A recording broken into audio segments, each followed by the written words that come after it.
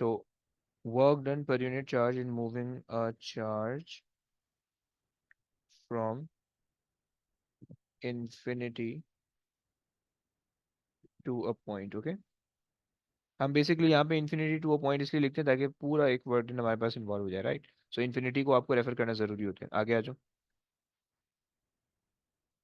Sir to a point in electrical field नहीं होएगा? जी भाई, वो आपकी मर्जी, आप आगे लिखने चाहो कोई मसला नहीं है। वो ये बात ठीक है। अंडरस्टूड है कि आप पॉइंट जो बात कर रहे हो वो इलेक्ट्रिक फील्ड की बात कर रहे हो, राइट? लेकिन इन्फिनिटी का कॉन्सेप्ट ये अगर आप मिस करा दोगे ना तो फिर वो अंडरस्टूड सी बात नहीं होगी, वो फिर इनकम्प्लीट हो जाएगा, समझ रहे हो? ओके, आगे आ जाओ, ये बात आगे आ जाओ जल्दी। Two isolated point charges A and B are separated by a distance of 30 centimeters as shown.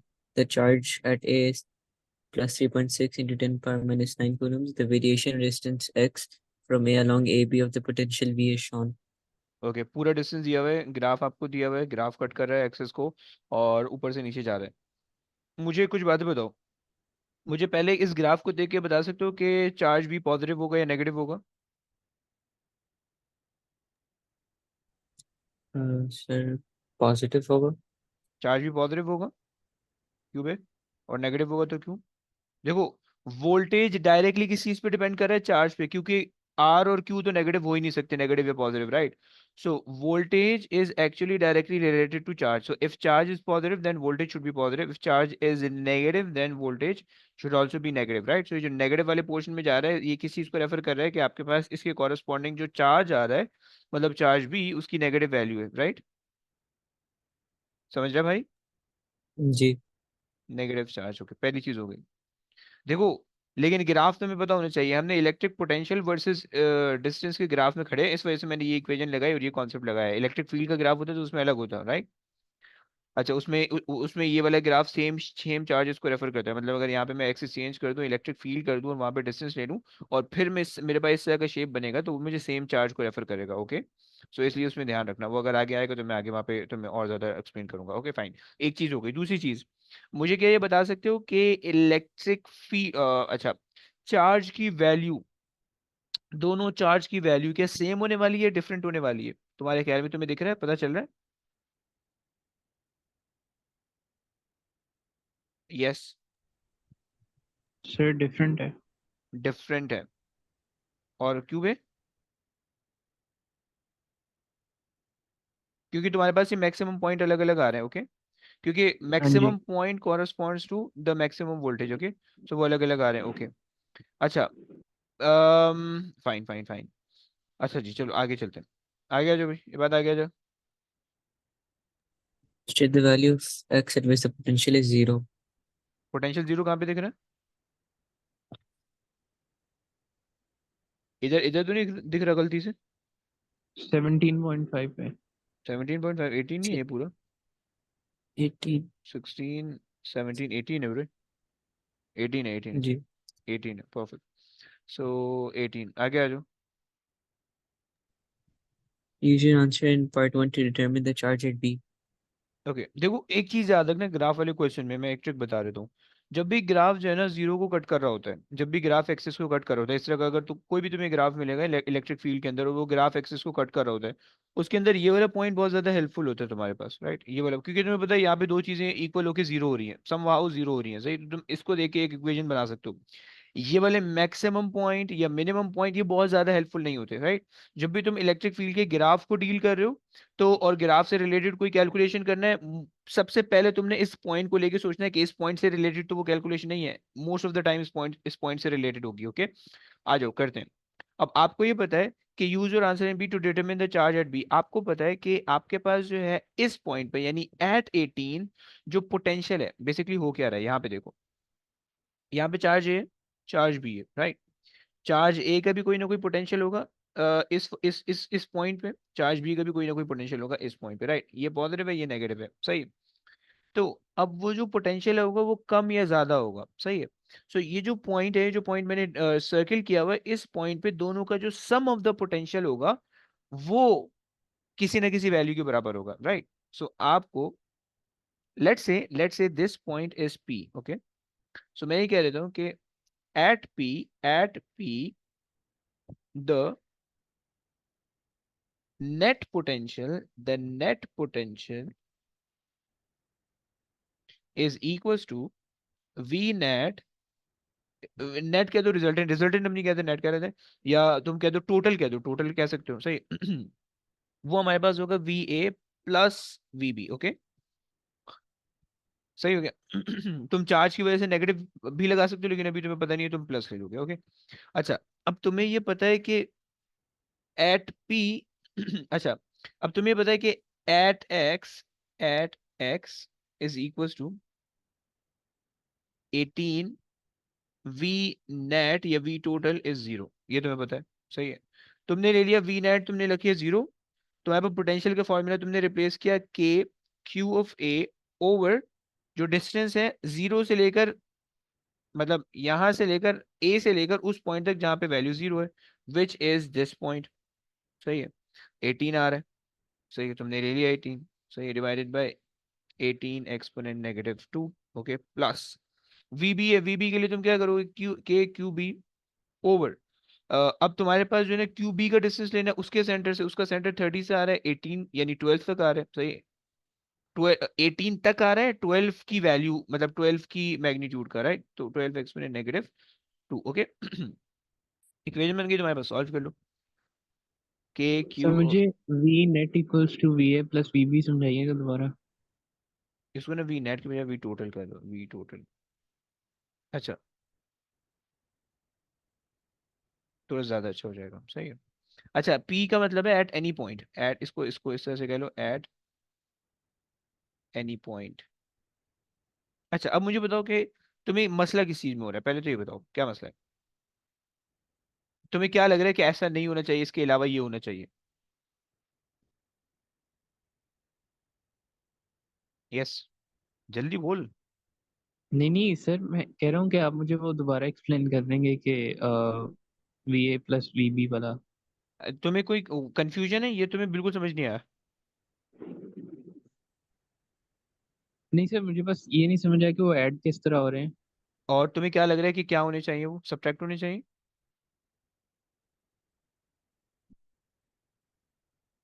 Yes, अबे सर वो क्वेश्चन दिखाइएगा, है, क्वेश्चन दिखाइएगा। इतनी देर से क्यों बोल रहा है बे, मैं आज 2x पे लगा हुआ हूँ। ठीक है। नहीं नहीं, समझ में ही नहीं आया, ठीक है, पता नहीं कहाँ से। दोबारा सुनो, आ जाओ आ जाओ, सुनो, देखो देखो देखो, देखो सीन ये है, अगर आप कोई भी यहाँ पे एक पॉइंट ले लो, सही है, कोई भी एक रैंडम पॉइंट ले लिया, तो मुझे एक बात बताओ इब्राहिम, कि उस रैंडम पॉइंट पी पे अगर मैं इलेक्ट्रिक पोटेंशियल मेजर करना चाहूँ, तो क्या वो सिर्फ ए की वजह से होगा, या सिर्फ बी की वजह से होगा, या दोनों की वजह से होगा, आप क्या कहते हो। दोनों की जैसे। दोनों, क्योंकि वो उन दोनों की इलेक्ट्रिक फील्ड के अंदर आपने जी रखा जी। हुआ है, राइट। तो इस वजह से वो जो पोटेंशियल का इफेक्ट आएगा वो उन दोनों पे आएगा, ऐसे ही होगा। जी सर। तो इसी वजह से इस पूरी लाइन के बीच में जो भी पोटेंशियल की वैल्यू आने वाली है, जिसको मैंने कहा वी टोटल, सही है, वो बेसिकली इन दोनों के पोटेंशियल्स का समुशन होगा, ऐसे ही होगा। जी सर ऐसे ही है। लेकिन एट दैट पॉइंट, मतलब आपने डिस्टेंस यहाँ से यहाँ तक का लेना होगा, फिर यहाँ से यहाँ तक का, राइट, क्लियर हो गया ना। हाँ जी ठीक है। बस ये कॉन्सेप्ट मैंने लगाया, समझ रहे। जी सर आगे। परफेक्ट, ओके, आगे आ जाओ, ये हो गया 18 एक्सपोनेंट -2, ये हो गया। अब ये वहां पे फेंका है, तो ये हो जाएगा के क्यू बी, और नेगेटिव हो जाएगा, और ये हो जाएगा 12 एक्सपोनेंट -2। ओके, के से के को कैंसिल कर दो, और अच्छा क्यू ए आपको पता है, क्यू ए चार्ज है, सही है। सो ये आपको पता है कि ये आपके पास है 3.6, आई थिंक 3.6 एक्सपोनेंट -9। ओके, सो ये आपके पास है 3.6 exponent -9, right, into 12 exponent -2 divided by 18 exponent -2। Okay, और ये मेरे पास है क्यू बी, सही। ये निकालो कितना आता है, और निकाल रहा है, बाद निकाल रहा है।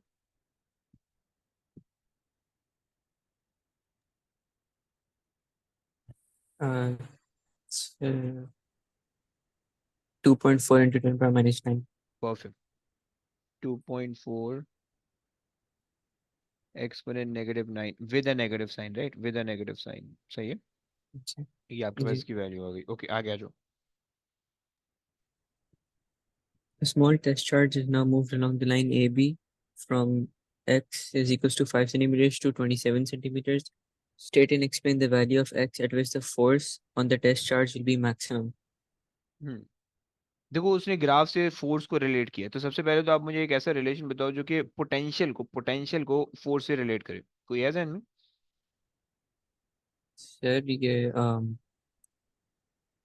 ग्रेडियंट जो है वो आपको फील्ड बताएगा. Perfect, perfect. और field is field is charge proportional into. To force over charge. Okay. जी. तो बेसिकली आपको ये पता चल गया कि electric field is equals to V over R. तो बेसिकली इस ग्राफ का जो ग्रेडियंट है वो आपको इलेक्ट्रिक फील्ड बता देगा, and electric field is directly proportional to force, right. तो इसका मतलब है कि F is directly proportional to the gradient of the graph. Is that clear? जी. सही हो गया. अच्छा जी, सो अब आपको ये पता चल गया कि electric field is directly proportional to the gradient of the graph. So अब आप ये कह दो कि जहाँ पे ग्रेडियंट ज़्यादा आ रहा है उसका मतलब है वहाँ पे इलेक्ट्रिक फील्ड का इफेक्ट ज़्यादा है, जहाँ पे ग्रेडियंट कम है वहाँ पे इलेक्ट्रिक फील्ड कम है. खैर, तो पहले तो क्वेश्चन दोबारा से आते हैं. State and explain the value of X at which the force on the test charge will be maximum. सही है. सो जहाँ पे ग्रेडियंट ज़्यादा आएगा वहाँ पे फोर्स मैक्सिमम होनी चाहिए. सही है. सो ग्रेडियंट कहाँ पे मुझे यहाँ पे ज़्यादा लिख रहा है? इधर ऐसे ही. जी. फाइन. सो अच्छा जी, अब आप इसी चीज को लिख दो कि हमने कहा कि भाई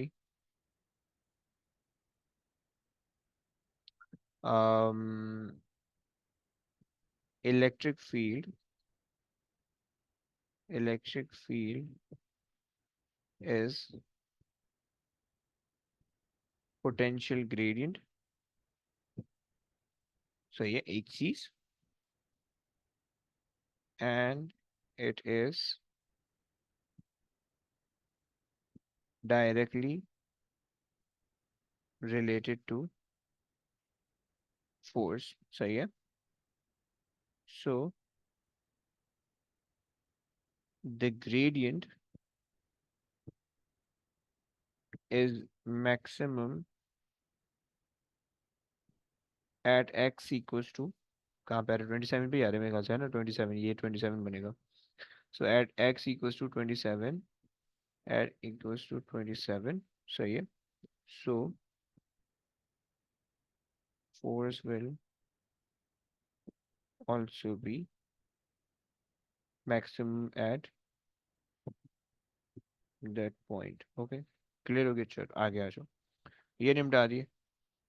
अच्छा जी, अब ये मैंने क्लोजेस्ट अप्रोच वाला क्लास में वैसे करा दिया था, लेकिन मैं दोबारा से कराऊंगा. पहले तो मैं इसी तरह के एक दो क्वेश्चन और करवाना चाह रहा हूँ ताकि तुम लोग जो है ना थोड़े से पक्के हो जाओ.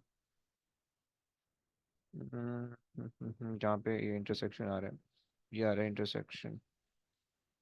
अबे यार थ्योरी मांग रहा है यार. चलो थ्योरी कर लेते हैं आज. इब्राहिम बेटा आ जाओ, थ्योरी करानी है आपने. इब्राहिम क्विक जी सर. आ जाओ. ये वाला क्वेश्चन है, क्वेश्चन नंबर 10 है. Two small charged metal spheres A and B are situated in a vacuum. The distance between center of spheres is 12 centimeters.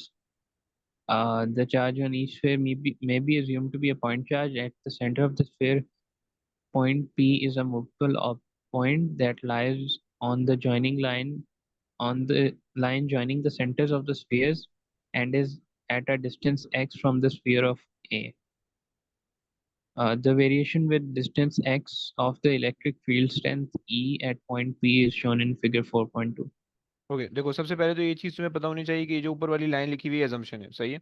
ये इन्होंने अज्यूम किया, तब इसके लिए इसके बाद जो है ये सिनेरियो, फिर अब आप जो जो इलेक्ट्रिक फील्ड आप पढ़ के आ रहे हो उसके लिए अजम्पशन होनी चाहिए. होती है कि जिसके अंदर आपके पास जो चार्जेस होने चाहिए वो आइसोलेटेड इन द स्फीयर हो, इन द स्पेस हो, नॉट मूविंग हो. सही है. कॉन्सेंट्रेटेड टुवर्ड द सेंटर हो, पॉइंट चार्जेस हो, ये सारी चीज़ें, राइट. ये सारी चीज़ें जो है अजम्पशन है. Okay.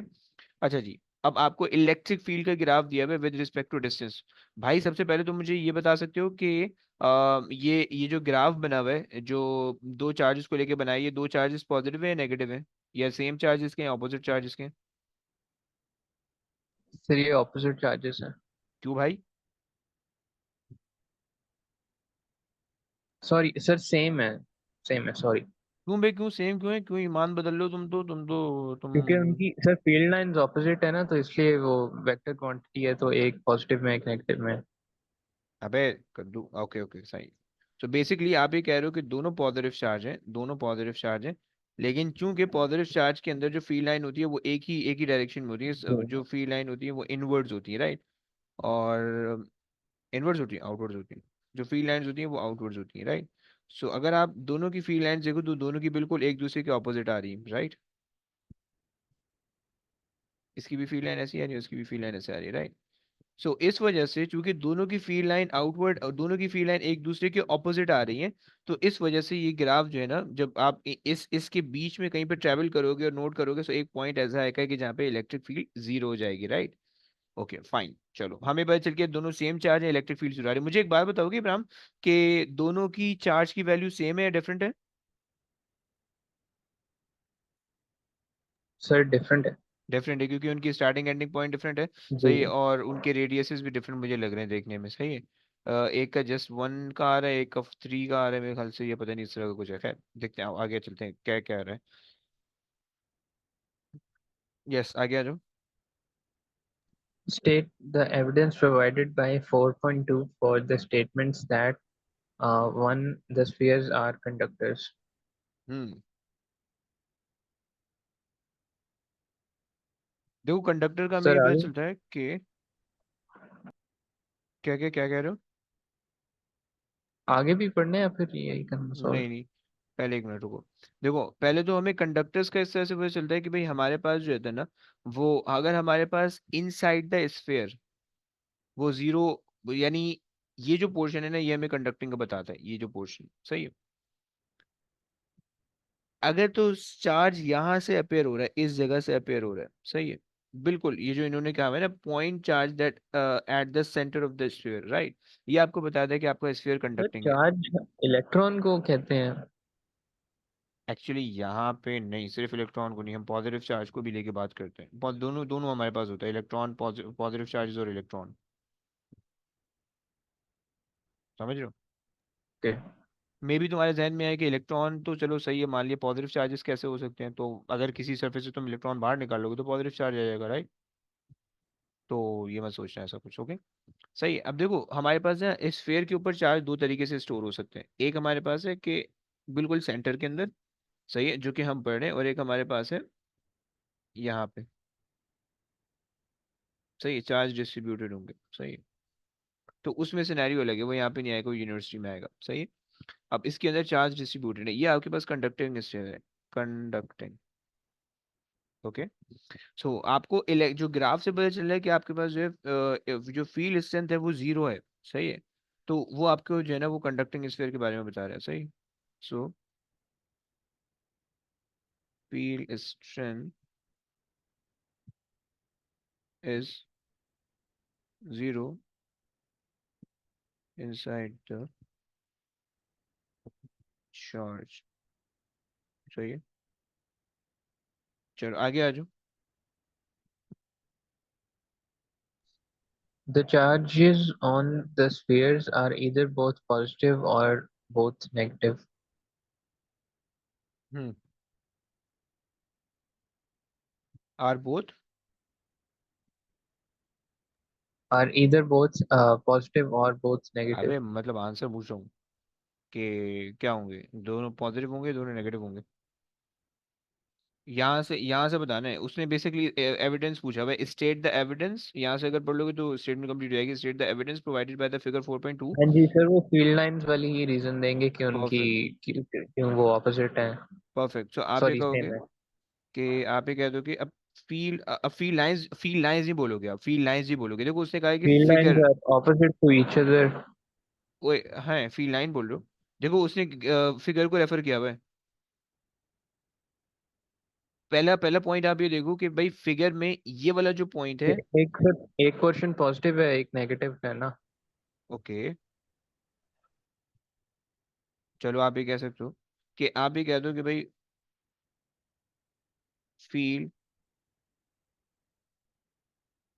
Strength is 0 at a point, right, एक चीज हो गई, and fields are in opposite direction, ये कह रहे हो, इन जी ऑपोजिट डायरेक्शन, सही है। So this shows that both are of the same charge, okay. आगे आ जाइए please.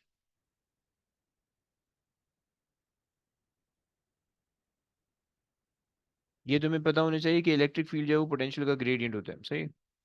Electric field is potential gradient, right. इस पे टाइम नहीं जाया करो, आगे आ जाओ। यस।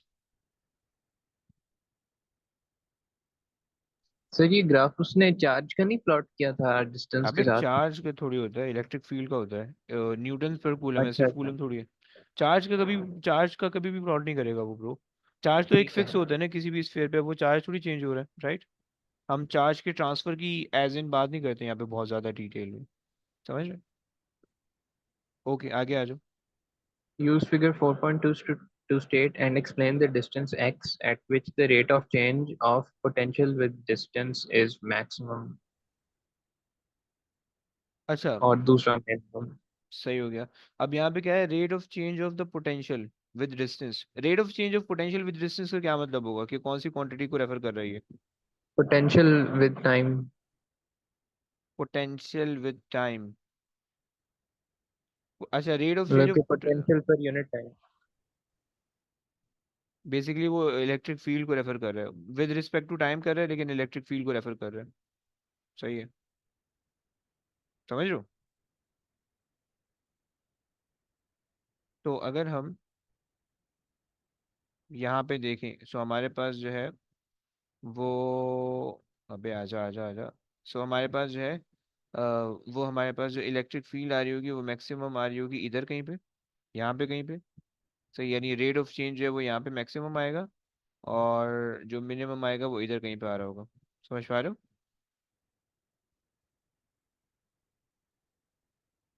सो हमने कहा कि भाई हमारे पास जो यहाँ पे कहीं जो वैल्यू देख रहे हैं अगर हम, ये आ रही है, सही है, 10 सर 2 मुझे वो 4 6 ग्रेडियंट वाला 8, पॉइंट दोबारा समझा देंगे? Okay 11.4, okay. कौन सा ये वाला पार्ट बी, जी जी। यार ओके।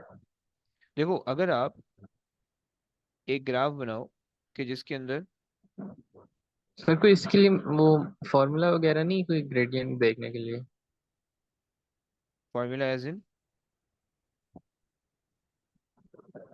देखो ऐसे सोचो ना, ऐसे सोचो, मैं बता रहा हूँ। देखो अगर मैं इलेक्ट्रिक पोटेंशियल का ग्राफ बनाऊं with respect to distance, right, अगर आप इसका फॉर्मूला याद करो तो हमने एक इलेक्ट्रिक फील्ड का फॉर्मूला पढ़ा था, K Q/R², ऐसे ही पढ़ा था। जी इलेक्ट्रिक पोटेंशियल का हमने फॉर्मूला पढ़ा था K Q/R, राइट। अगर आप इन दोनों जी फॉर्मूला को रिलेट करोगे तो आपके पास बन जाएगा electric field is equals to potential over distance, ये बन जाएगा आपके पास फॉर्मूला, राइट। सो अगर आपके पास इलेक्ट्रिक पोटेंशियल का विद रिस्पेक्ट टू डिस्टेंस जो ग्राफ दिया हुआ है, उस ग्राफ का अगर आप ग्रेडियंट निकालोगे तो क्या बन जाएगा, इलेक्ट्रिक फील्ड बन जाएगा, गेटिंग ना। जी सर, ठीक है। तो ये हमारे पास रिलेशन है, सही है। ये रिलेशन आपने याद रखना है, ये बहुत सिंपल सा क्वेश्चन है, सही। एक दफा इसका रट्टा लगा लो, ऑलवेज चलेगा ये, राइट।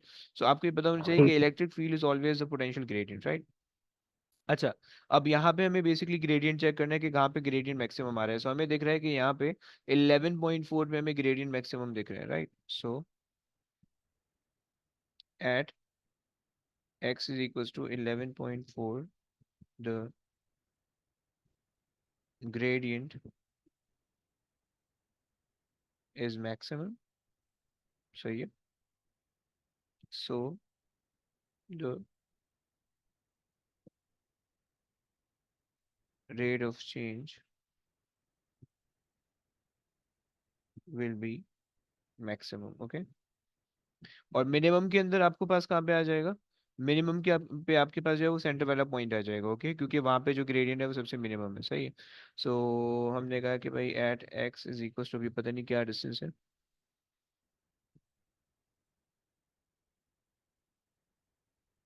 अराउंड 8 है, या ये वाला पॉइंट है, या सर ये 8 पे ही है। ये वाला पॉइंट, इसके बीच में जो है ना पूरा जीरो आ रहा है, सही है। सो अराउंड 8, 8.2 या 8.7.8, ये इनके बीच में आपके पास आ रहा है, सही है। अच्छा मार्किंग की में जो है वो तुम्हें कह रहा है 7.9 से लेकर 8.3 तक अलाउ कर रहा है, सही है। ओके फाइन फाइन फाइन, सही है। चलो ये वाला पोर्शन भी पॉसिबल है और ये वाला पोर्शन भी पॉसिबल है, क्योंकि यहाँ पे भी इलेक्ट्रिक फील्ड जो है वो आपके पास वो है, यहाँ पे भी इलेक्ट्रिक फील्ड मिनिमम है, सही है। So at x equals to 8.0, the gradient is minimum, so the rate of change will be minimum, so the rate of change will be minimum,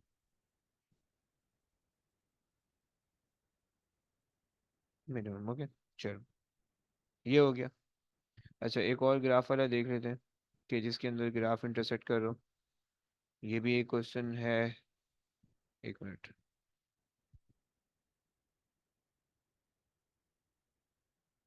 चलो ये कर सकते हैं हम, और हमारे पास, जल्दी से जरा ये निपटा लेते हैं। अच्छा चलो, तुमसे ये कह रहा है कि सॉलिड स्फीयर है ए बी, आपको दिया हुआ है 15 15, ओके, स्फीयर और सेंटर सेपरेशन के लिए, okay, both are positively charge, उसने बता दी है, सही है। इलेक्ट्रिक फील्ड का ग्राफ है with respect to distance. Abdullah Abdullah मुझे बता सकते हो, अब्दुल्ला मुझे बता सकते हो कि दोनों के चार्ज सेम होने वाले हैं, डिफरेंट होने वाले हैं? सर सेम होंगे चार्ज दोनों के। क्यों भाई? सर कोई वो इसलिए, के सर जो सर ग्राफ एक ही पॉइंट पे, यानी जो ई की वैल्यू है वो उतनी होगी जितनी पॉजिटिव एरिया में और उतनी होगी जितनी नेगेटिव एरिया में। है, लेकिन अगर यहाँ पे देखो तो यहाँ पे तो इसकी इलेक्ट्रिक फील्ड डिफरेंट आ रही है, यहाँ पे इसकी इलेक्ट्रिक फील्ड डिफरेंट आ रही है, ऐसा नहीं लग रहा तुम्हें? क्योंकि तुम्हें पता होना चाहिए कि electric field is directly proportional to k q और आर स्क्वायर, सही तो है। चार्ज के मैग्नीट्यूड होगा फिर, चार्ज का तो एक मैग्नीट्यूड का डिफरेंट है, मैग्नीट्यूड और बड़ा है, दूसरे का मैग्नीट्यूड हाँ, छोटा है। और चार्ज, अच्छा तुम साइंस समझ रहे हो, साइंस सेम है, वो तो बता रखा है ना उसने, वो मैं क्यों पूछूंगा, वो तो ये रहना, वो मेंशन मेंशन तो किया है। सही, खैर ओके, आगे आ जाओ। ये सॉल्व कराओगे किस तरह से होगा? Magnitude of the charge on A और मैग्नीट्यूड, देखो इसके अंदर मैंने क्या ट्रिक बताई है, जब भी इसका क्वेश्चन है सबसे पहले इसको लेके सोचो, सेंटर वाले पॉइंट को, अल्लाह सेंटर वाले पॉइंट को लेके क्या सोचेगा भाई?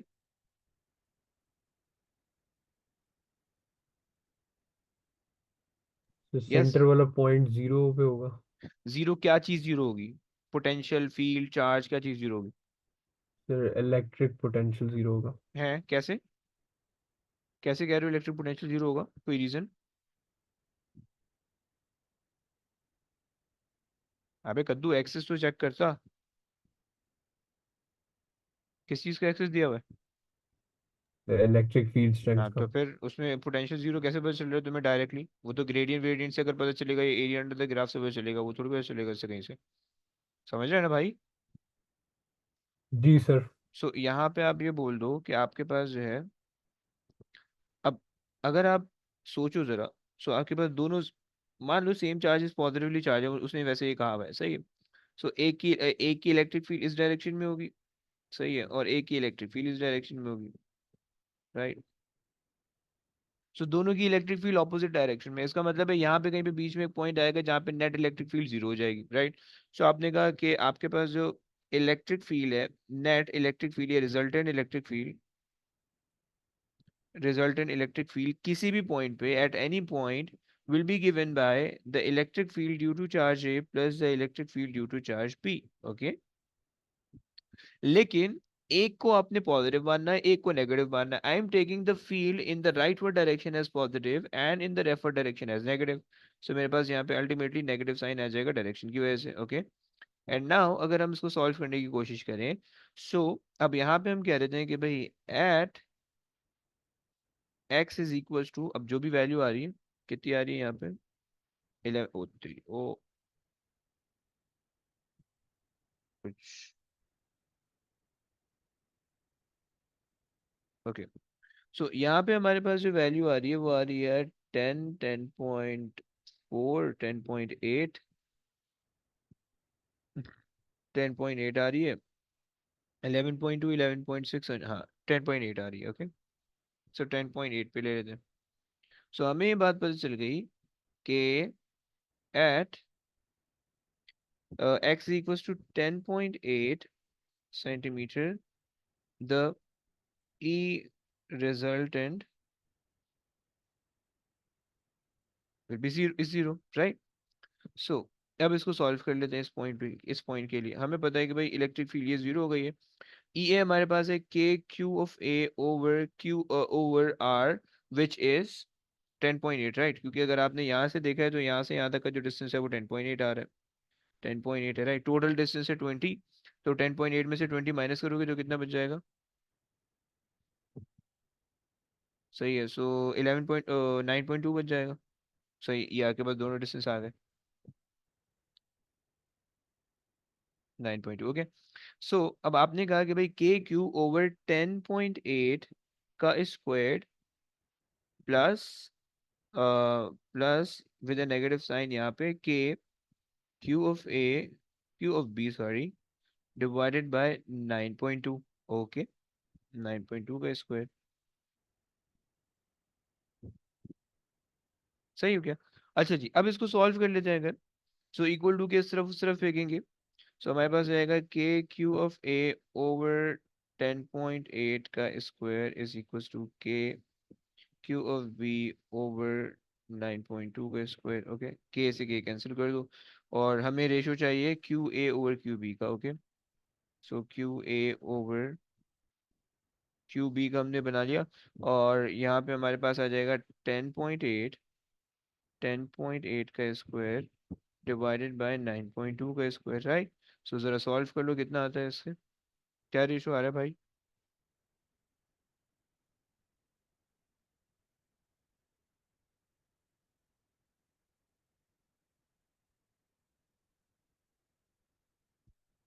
तो 1.378. ओके. सो आप कह रहे हो 1.378, तो 1.38 है रहते. अच्छा जी. और अगर मैं इसका आंसर चेक करूं,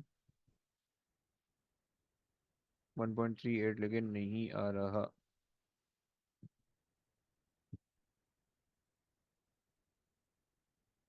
अच्छा, इन्होंने 20 is question number 6, right? 20 is question number 6, हाँ. अच्छा, इन्होंने यहाँ पे एग्जैक्टली 11 और 9 का रेशो लिया हुआ है. क्या हमने ग्राफ रीड करने में भंड मार दी? Let me see again.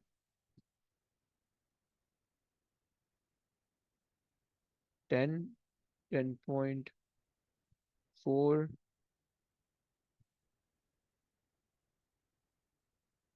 10.8, 11.2, 11.6 and this is 12.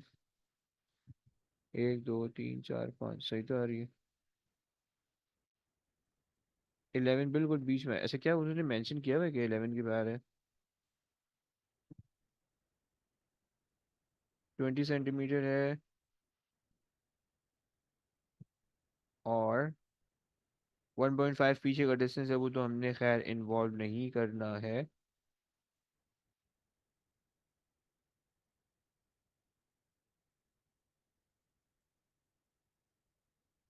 थोड़ा सा जो है ना, इन्होंने ग्राफ थोड़ा सा गलत बनाया हुआ है यार. 1, 2, 3, 4, 5. सो 4, 8, 12, 16 एंड 2. सही है. इन्होंने ऐसे मेंशन नहीं किया हुआ है।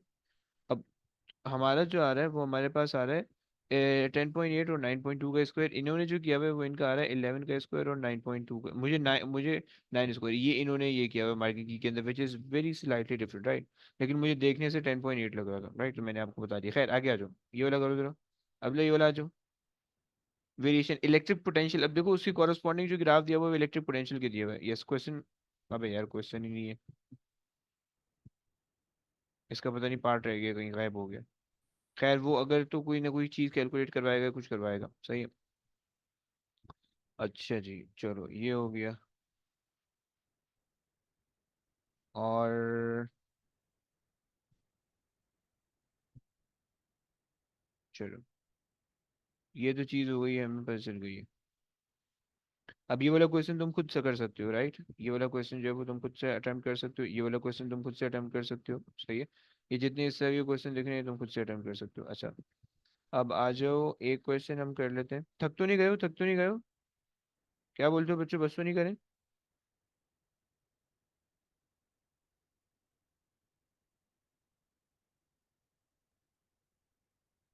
यस, ये क्लोजेस्ट अप्रोच वाला मैंने क्लास में करा दिया था। और ये खुद हो जाएगा आराम से। इलेक्ट्रिक फील्ड है, इलेक्ट्रिक पोटेंशियल, ये हमने ग्राफ भी बनाए हुए हैं, ये तुम लोग से हो जाएगा। और ग्राफ वाले हैं, ये भी आई होप से हो जाएगा। एक जो गंदा सा क्वेश्चन है ना वो है, ये भी थोड़ा सा ग्राफ वाला है, लेकिन अगर तुम इसका रिजल्टेंट ग्राफ ड्रॉ करोगे हर पॉइंट पे दोनों को ऐड ऐड करके बनाओगे तो इसका ग्राफ भी बन जाएगा, राइट। और इसके अलावा तुम्हारे पास जो चीज़ आ रही है, मुझे एक क्वेश्चन जो है ना बहुत इंपॉर्टेंट जो मुझे लग रहा है, वो मुझे लग रहा है यार क्यों नहीं मिल रहा, ये रहा ये वाला। सही, ये इलेक्ट्रिक फील्ड के अंदर भी तुम्हें मिलेगा, इलेक्ट्रिक पोटेंशियल के अंदर भी मिलेगा। आओ जरा रीड करो, कौन करेगा, इबाद कर लो, जरा रीड कर लो please. 2 point charges A and B each have a charge of plus 6.5 into 10 power minus 19 coulomb.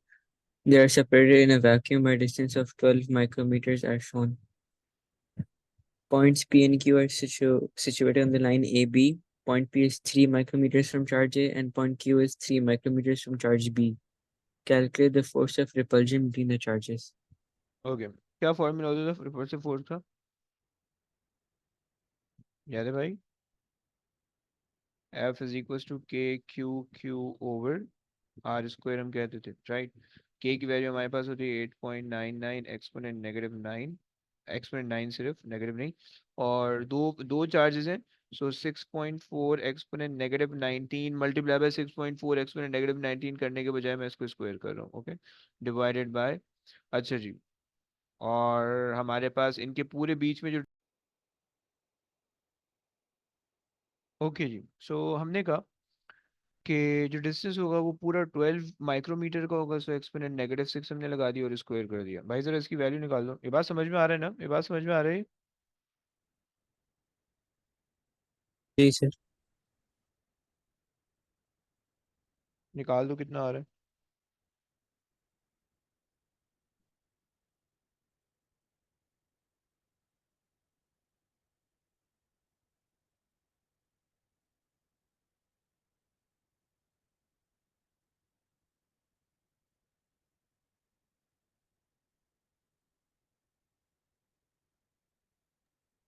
2.6 into 10 power minus 17.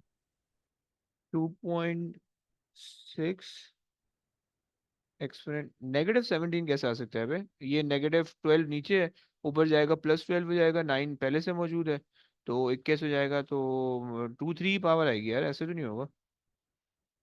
पक्का सही कह रहे हो? क्वेश्चन नंबर 8, एक दफा दोबारा चेक कर लो, वैसे क्वेश्चन नंबर 8 मैं भी चेक करता हूँ आंसर क्या है।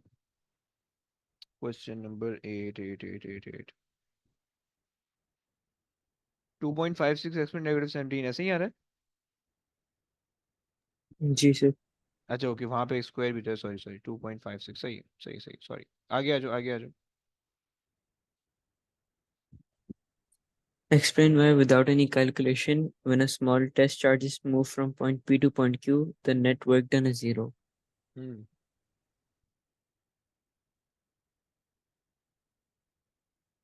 कुछ है आइडिया आ रहा है क्यों? वर्क डन का फॉर्मूला अगर तुम याद करो, चेंज इन पोटेंशियल पर यूनिट चार्ज होता था, याद है? एएस के अंदर भी हमने ये डेफिनेशन पढ़ी होती है। एएस के अंदर हम पोटेंशियल के रिस्पेक्ट से पढ़ते हैं।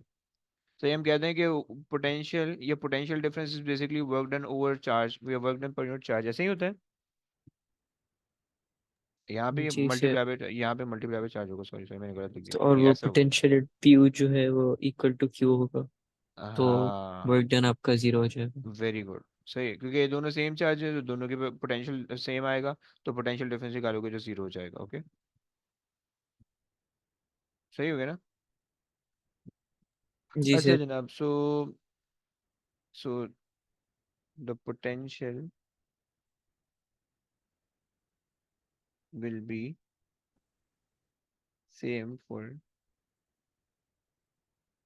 P and for Q. सही है। So the net potential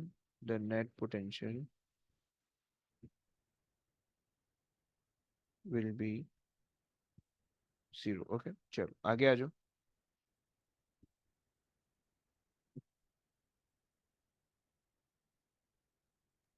Calculate the work done by an electron in moving from the midpoint of the line AB to point P. Okay, mid point का मतलब है 5 पे 6 पे रखा हुआ है आपने। मिड पॉइंट ये आ गया 6 पे और यहाँ से आप जा रहे हो इधर को। ओके, सो क्या करेंगे इसके लिए मिड पॉइंट से?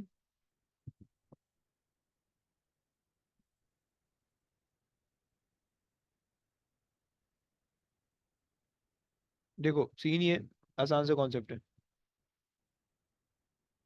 अबे एक मिनट, निकल जा। ओके, सो कॉन्सेप्ट ये है कि भाई आपके पास जो है, आपने निकालना है work done. Okay, work done, work done का फॉर्मूला आपने देखा, वर्क डन का फॉर्मूला होता है क्यू वर्क डन, अच्छा, work done divided by charge, change in potential divided by charge is work done. Okay, और यहाँ पे जो चार्ज की बात हो रही है, ये उस चार्ज की बात हो रही है जिसको आपने मूव किया है, which is electron. Now this is the test charge in this case. Okay, अब वो टेस्ट चार्ज उसने तुम्हें बता दिया कि क्या है टेस्ट चार्ज। ओके, सो चार्ज की वैल्यू तो आपको पता चल गई, ये वाली वैल्यू तो आपको पता चल गई, इसमें कोई मसला नहीं है। सो हमें सिर्फ और सिर्फ वर्क, हमें सिर्फ और सिर्फ काम करना है चेंज इन पोटेंशियल के लिए। ये बात समझ रहे भाई? जी। सही है, हमें काम बेसिकली ये करना है कि हमने काम निकालना है, हमने करना है potential at x equal to 6। सही, यहाँ पे एक काम हो गया। दूसरा काम हमने करना है potential at x equal to p, ये दूसरा काम हो गया। ओके, दो काम हो गए। इसके बाद जब आप जो भी इनकी वैल्यू आ रही होगी, let's say this is v at 6 and this is v at p, जब आप इनको इनका माइनस करोगे, इनका चेंज निकालोगे, तो आप कह दोगे vp माइनस v6, तो इनका चेंज आ जाएगा। ओके, और जब आपने उसको डिवाइड बाय चार्ज कर दिया तो आपके पास पोटेंशियल आ जाएगा, एनर्जी आ जाएगी। राइट, कॉन्सेप्ट ये। अब जरा इसको अप्लाई करते हैं। डायरेक्टली अप्लाई नहीं होगा, इसलिए पहले मैंने जो है ना एक शॉर्ट शॉर्ट तुम्हें बता दिया कि ये होगा। सही है। अच्छा, अब potential at x equals to 6 centimetre पे हमारे पास दोनों चार्जेस की वजह से पोटेंशियल होंगे। सही है, तो हमारे पास पोटेंशियल ड्यू टू ए भी होगा plus potential due to b भी होगा, दोनों को कंसिडर करना है। राइट, ये इसका भी इफेक्ट यहाँ पे फील होगा, इसका भी इफेक्ट यहाँ पे फील होगा। राइट, दोनों का इफेक्ट होगा। सही, अब चूंकि दोनों सेम ही हैं, दोनों चार्जेस भी आइडेंटिकल हैं, डिस्टेंसेस भी आइडेंटिकल है, तो एक ही को तुम लिखो और मल्टीप्लाई बाय 2 कर दो। यानी पोटेंशियल का फॉर्मूला होता है के Q of A over R plus K Q of A B over are.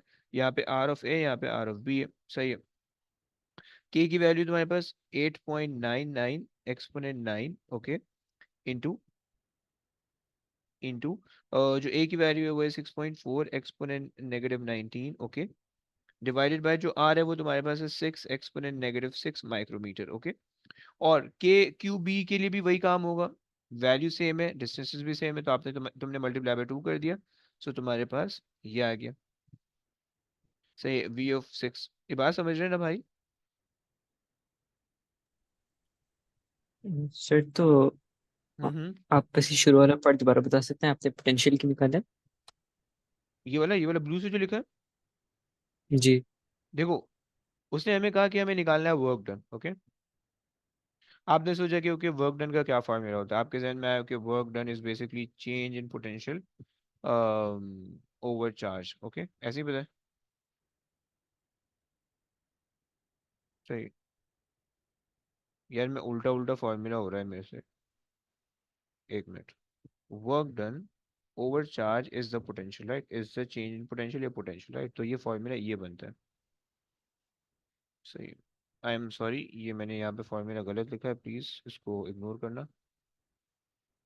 ये बेसिकली हमारे पास होता है work done over charge times change in potential. Okay, खैर।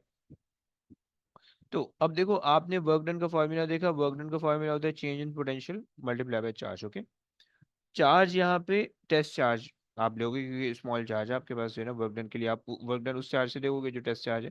टेस्ट चार्ज की वैल्यू आपको इसे बता दी इलेक्ट्रॉन है, सही, और टेस्ट चार्ज की आपको वैल्यू भी पता है 1.6 एक्सपोनेंट -19। ये चीज आपको पता चल गई, आपको सिर्फ और सिर्फ काम करना है चेंज इन पोटेंशियल निकालना है, राइट। चेंज इन पोटेंशियल निकालने के लिए आपको दो पोजीशन चाहिए, एक स्टार्टिंग पोजीशन एक एंडिंग पोजीशन, दोनों को माइनस करोगे, राइट। अब उसने ये आपको कहा हुआ है कि आपके पास जो इलेक्ट्रॉन है वो मूव कर रहा है मिड पॉइंट से पी की तरफ, सही है, मिड पॉइंट से पी की तरफ मूव कर रहा है, इधर से इधर तक। ओके, सो इसका मतलब है कि भाई ये इसकी स्टार्टिंग पॉइंट होगी, स्टार्टिंग पॉइंट हो गया, ये इसका एंडिंग पॉइंट हो गया, राइट। इन इस पे जो हमने पोटेंशियल निकाला, हमने कहा v of 6, v at 6 let's say, या v एट मिड पॉइंट तुम कह दो, मिड पॉइंट, सही है। और यहाँ पे तुमने निकाला vp। अब जब तुम इन दोनों को माइनस करोगे, vp minus v mid point, तो तुम्हारे पास क्या आ जाएगा, चेंज इन पोटेंशियल आ जाएगा, राइट। अब वो चेंज इन पोटेंशियल तुम उसको आगे यूज कर लोगे, चेंज इन पोटेंशियल तुम मल्टीप्लाई बाय चार्ज करोगे, तुम्हारे पास वर्क डन आ जाएगा। ये इसकी सिंपल कैलकुलेशन रिक्वायर्ड थी, राइट, समझ पा रहे हैं भाई। जी सर। सही है। अब इसके अंदर मैंने वैल्यूज रखनी है, राइट, तो मैंने कहा कि भाई v एट मिड पॉइंट वो हमारे पास a और b दोनों की वजह से आ रही होगी, तो इस वजह से हमने उसको यहाँ पे ले लिया। अच्छा जी, सो यहाँ पे मेरे पास आ गया, और ये हमने v एट 6 या v मिड निकाल लिया हमने, सही है। इसी तरह यही काम हम यहाँ के लिए भी कर लेते हैं, सही है। अब v एट p अगर हम काम कर रहे हैं, so v at a plus v at b निकालना है, एट b, सही है। अब v एट a हमारे पास आ रहा है k q A over distance from the start to a, सही है, प्लस के बी जो हमारे पास आ रहा है वो distance from the start to b, right. Previous cases के अंदर आर ए और आर बी सेम था, क्यू ए क्यू बी भी सेम था, इस वजह से हमने मल्टीप्लाई बाय 2 किया था। यहाँ पे क्यू ए क्यू बी जो सेम है, r a r b same नहीं है, तो हम डायरेक्टली मल्टीप्लाई नहीं कर सकते, सही है। सो हमने कहा के के लिए हमने कहा कि भाई 8.99 एक्सपोनेंट 9, ये हमारे पास आ गई के की वैल्यू। अच्छा जी, क्यू के लिए अगर तुमने काम किया, सो क्यू ऑफ ए तुम्हारे पास आ रहा है 6.4 एक्सपोनेंट -19, ओके, डिवाइडेड बाय जो आर ऑफ ए आ रहा है। अब आर ऑफ ए यानी distance of a at p, distance of a at p वो तुम्हारे पास आ रहा है 3 का, सही है, 3 माइक्रोमीटर का।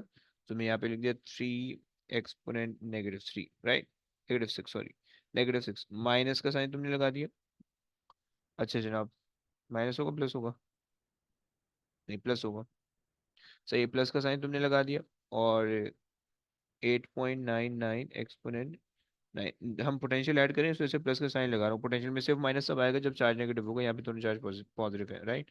एक्सपोनेंट 9, सही है, इंटू इसकी चार्ज की वैल्यू 6.4 एक्सपोनेंट -19, ओके, और डिवाइडेड बाय अब यहाँ पे क्यू बी से डिस्टेंस जो है पी तक का देख लो, क्यू बी यहाँ पे, और उससे डिस्टेंस यहाँ तक का आ रहा है 3 ये है, 3 ये था, 6 ये था बीच वाला, तो ये 9 हो गया, 9 का डिस्टेंस आ रहा है, राइट। सो 9 एक्सपोनेंट -6, ओके। सो अब यहाँ से तुम्हारे पास जो पोटेंशियल की वैल्यू आ जाएगी, पोटेंशियल एट पी आ जाएगा, राइट। तो ये पोटेंशियल एट 6 ये निकालो, इसकी क्या वैल्यू आ रही है, और फिर ये निकालो पी वाला, और फिर इन दोनों को आपस में सब्ट्रैक्ट करके मल्टीप्लाई बाय 1.6 एक्स में -19 करोगे, तो तुम्हारे पास जो है ना वर्क डन आ जाएगा। समझ रहे हो, ये बात समझ रहे हो बच्चों, समझ रहे हो? जी सर समझ। Okay, perfect.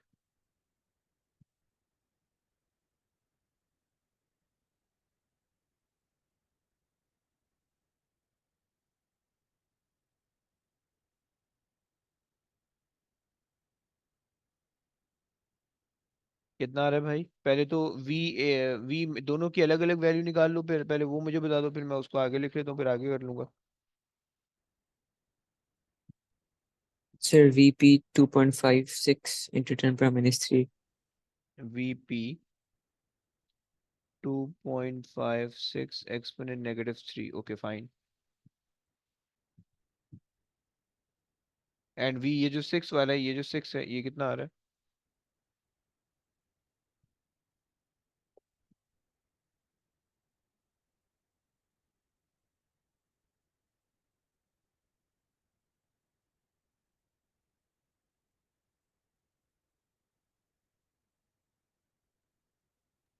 1.92 into 10 power minus 3. Okay, सो आप ये कह रहे हो 1.92 एक्सपोनेंट -3, ऐसा सही है। VP आ गया, V6 भी आ गया, दोनों को सब्ट्रैक्ट कर दो। 1.92 एक्सपोनेंट -3 माइनस 2 पॉइंट, अच्छा सॉरी उल्टा होगा। VP में से V6 माइनस होगा, क्योंकि वो फाइनल पोजीशन वो है, राइट। एक्सपोनेंट -3, मैं यहाँ पे प्लस लगा रहा हूँ, यहाँ पे माइनस लगा रहा हूँ, ओके।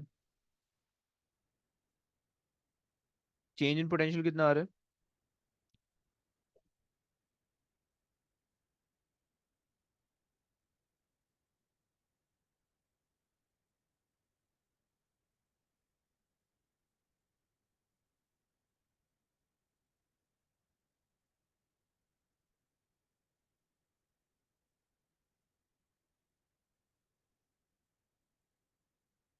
यस।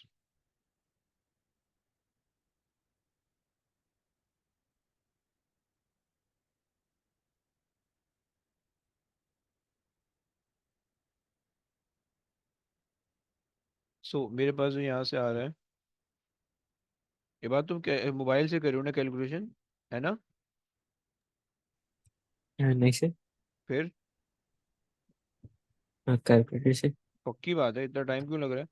तब मेरे पास जो चेंज इन पोटेंशियल आ रहा है वो 6.4 एक्सपोनेंट -4 आ रहा है, ओके। सर तुम्हारे पास आपकी भी है? आवाज कट रही है. अच्छा, मेरी आवाज़ कट रही है, ऐसा मसला है? यार ये नेट का मसला है। यानी का नेट पे आप गंदी चीज़ें देख रहे हैं, इसलिए हम नेट स्लो चलाएंगे। जबकि मैं कुछ देख भी नहीं रहा हूँ यार, यूट्यूब भी नहीं देख रहा हूँ मैं। अच्छा खैर। सो यहाँ पे हमारे पास आ गया 6.4 एक्सपोनेंट -4, चेंज इन पोटेंशियल आ गया, सही है। वर्क डन का फॉर्मूला होता है change in potential multiply by test charge, right. Change in potential मेरे पास है 6.4 एक्सपोनेंट -4, सही है, -4 टाइम्स क्यू जो हमारे पास है चार्ज, वो हमारे पास कितना है इलेक्ट्रॉन के केस में? 1.6 एक्सपोनेंट -19 है, ओके, -19। सो ये हमारे पास आ रहा है, जब मैंने इसको मल्टीप्लाई किया तो मेरे पास आ रहा है 1.02 एक्सपोनेंट -22। तुम लोग के पास आ रहा है ऐसा? तुम लोग के पास आ रहा है ऐसा?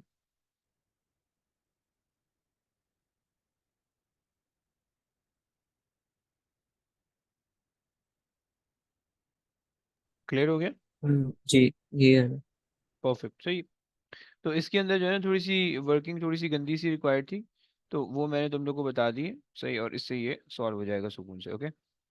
तो चलो बस करते हैं, क्या बोल रहे हो, है ना? बस करना चाहिए ना? तुम लोग भी थक गए होगे, ख्वार हो गए होगे, सही है। सो इसके जो मुश्किल क्वेश्चन थे वो मैंने करा दिए। क्लोजेस्ट अप्रोच के मैंने एक ही कराया, जैसे ये। सो क्लोजेस्ट अप्रोच का तो एक और भी था, ये वाला अल्फा पार्टिकल का। तो खैर, अब ये तुम लोग खुद ही ट्राई करो घर पे, सही है। और अगर कोई क्वेश्चन होते तो मुझे बताना फिर, और फिर उस हिसाब से जो है उसको डिस्कस करेंगे, सही है। और कल मैंने टेस्ट रखा हुआ है, सही है, तुम लोग को याद है ना? ये बात, तुम्हारी तैयारी बहुत ख़राब है। अच्छा सर, वो जो टेस्ट है वो इलेक्ट्रिक पोटेंशियल का भी होगा या सिर्फ फील्ड्स का अबे अबे, होगा? दोनों का, दोनों का। ठीक है, सही। पक्का पक्का ना? तैयारी है ना भाई? सर शाम को दीजिएगा। है? हाँ जी। अबे वाह, अच्छा। और और दूसरी वाली आवाम जो है, अब्दुल्ला, ये बात, तुम लोग की तैयारी कैसी है? तुम लोग ने किए हैं कोई क्वेश्चन? हाँ, ये बात क्या बोल रहे हो? फिर अब बोलो बोलो। सर अभी मैं देखूंगा, अभी आप अभी से बात कर. बेटा नंबर तुम्हारे कम आए, बस तुम्हारी टांगे छत से लगेंगी, फिर समझ लो तुम। सर कितने क्वेश्चंस देंगे? अभी अबे वो छोड़ो ना तुम, वो मेरी वो अंदर की बातें हैं, वो थोड़ी थोड़ी बताऊंगा, तो कल तुम्हें पता चलेगा, देख के तुम बोलोगे आए ये क्या हो गया। ठीक. है। और अब्दुल्ला ब्रो, आपने आपने अब क्वेश्चन कर रहे हो ना बेटे, पोटेंशियल पोटेंशियल सब भेज रखा है मैंने ग्रुप पे, है ना? तो इसके फिर क्वेश्चन निपटाओ जल्दी जल्दी, इसके क्वेश्चन जो है ना ऐसे नहीं आएंगे, आड़े टेढ़े आते हैं। तो इसीलिए ये जो है ना ये टेस्ट मैंने लेना है कल के कल, समझ रहे हो? तो इसीलिए इसको प्रिपेयर करके रखो, कल फिर मैं किसी को टेस्ट भेजूंगा, समझ रहे हो? Okay sir.